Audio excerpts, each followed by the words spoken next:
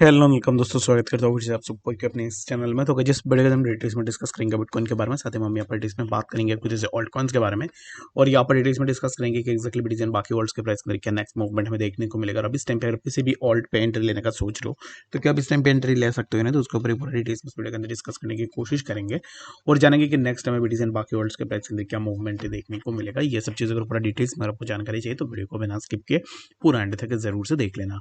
बाकी एक्चुअल में होता क्या है कि जब भी कोई भी आप ट्रेड लेते हो उसके बाद बहुत सारे लोग आपके पास आते हैं कि एक्जैक्टली थोड़ा ट्रेड अगर लॉस में चला जाता है, लोग आपको मैसेज करते हैं कि एक्जैक्टली अब इस टाइम पे इसको क्लोज करें या फिर होल्ड करें। तो लोगों का बहुत सारे क्वायरीज रहती है अगर उनका ट्रेड जो है उनके अगेंस्ट में थोड़ा बहुत चला जाता है तो। ठीक है, तो इसके ऊपर मैं पूरा डिटेल्स में यहाँ पर डिस्कस करूंगा और जानेंगे कि एक्जैक्टली नेक्स्ट मार्केट के अंदर क्या मूवमेंट हमें देखने को मिलेगा। और जैसे कि मैंने पहले भी आपको बताया था कि कभी भी अगर मुझे ऐसा लगता है कि इस पर्टिकुलर ट्रेड के अंदर यहाँ पर जो है हमें एग्जिट ले लेनी चाहिए स्मॉल लॉस के साथ, उन पर्टिकुलर ट्रेड से मैं पर्सनली खुद अपना यहाँ पर जो है एग्जिट ले लेता हूँ, जो कि मैं आप लोगों के साथ शेयर भी करता हूँ।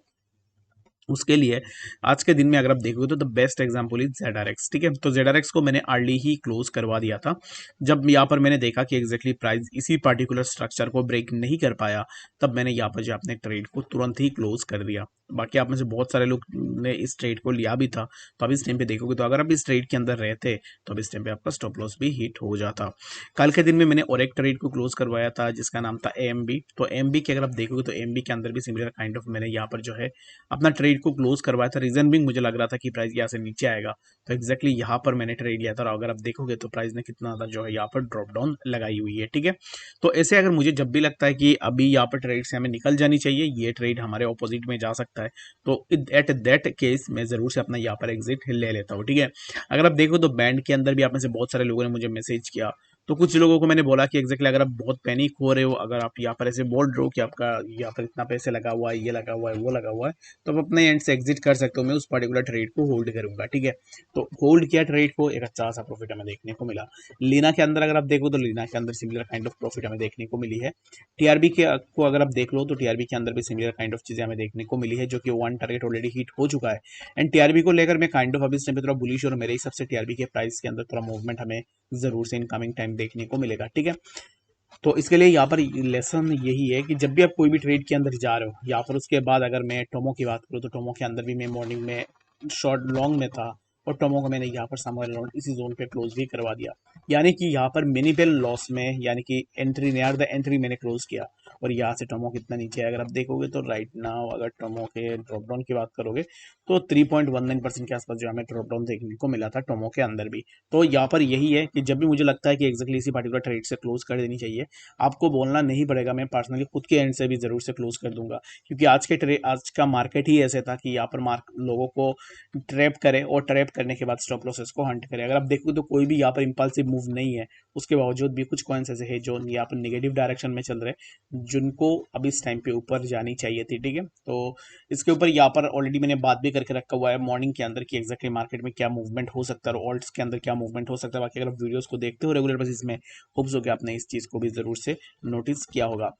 बात करते हैं बीटीसी के बारे में, तो बीटीसी अभी इस टाइम पे चल रहा है समर अराउंड 28,423 के आसपास। एंड बीटीसी के लिए ना सबसे इंपॉर्टेंट यही है, जब भी बीटीसी के अंदर कुछ इस तरीके का मूवमेंट हमें देखने को मिलता है, लाइक सबसे पहले तो इसको मैं यहाँ पर मार्क करता हूँ समर अराउंड 28,386 पे अभी इस टाइम पे बीटीसी के प्राइस चल रहा है। ठीक है, तो उसके बाद यहाँ से हमें क्या नेक्स्ट मूवमेंट देखने को मिलेगा उसके ऊपर यहाँ पर हम डिटेल्स में डिस्कस कर लेते हैं। तो बीटीसी इस टाइम पे जहाँ पे चल रहा है तो इसको मैं यहाँ पर मार्क करता हूँ। बीटीसी अभी इस टाइम पे जहाँ पे चल रहा है वो है 28,421 के आसपास। एंड यहाँ से बीटीसी के प्राइस के लिए हमें करेक्शन देखने को मिल सकता है, जो कि प्राइस ने ऑलरेडी, अगर आप देखोगे तो इसको मैं यहाँ पर ऐसे कर लेता हूँ, इस चीज़ को मैं रिमूव करता हूँ ताकि आप इजीली इस चीज़ को समझ पाओ। तो बीडीसी के प्राइस अगर आप देखो तो प्राइस ना इसी पर्टिकुलर जोन के आसपास ही सपोर्ट सस्टेन कर रहा है, जो कि ऑलरेडी प्राइस ने मल्टीपल सपोर्ट यहाँ पर लेके रखी हुई है। अब इस टाइम पे जब प्राइस यहाँ पर आया तो प्राइस के अंदर हमें ज़्यादा रिएक्शन देखने को नहीं मिला। यानी कि अगर आप जहाँ पर डिमांड के एक्सपेक्टेशन लगा रहे हो कि इस पर्टिकुलर जोन पे डिमांड बहुत ज़्यादा होगी, if there was an demand then यहाँ से प्राइस शुड हैव टू गाना, बट यहाँ से डिमांड उतना नहीं है जो कि अब इस टाइम पे प्राइस को थोड़ा पुल अप कर ले। तो अब इस टाइम पे ये जो डिमांड जोन है ये अब इस टाइम पे सप्लाई के अंदर कन्वर्ट हो सकता है, जो कि मैंने मॉर्निंग में भी आपको बताया। और मेरे हिसाब से ना अब इस टाइम पे देखोगे तो यहाँ से हम डायरेक्टली कुछ इस तरीके से इसी जोन पे आएंगे, जो कि होगा 27,623। ठीक है, तो right now the expectation would be that कि प्राइस इसी जोन से हमें प्राइस के अंदर कुछ इस तरीके का मूवमेंट देखने को मिल जाए।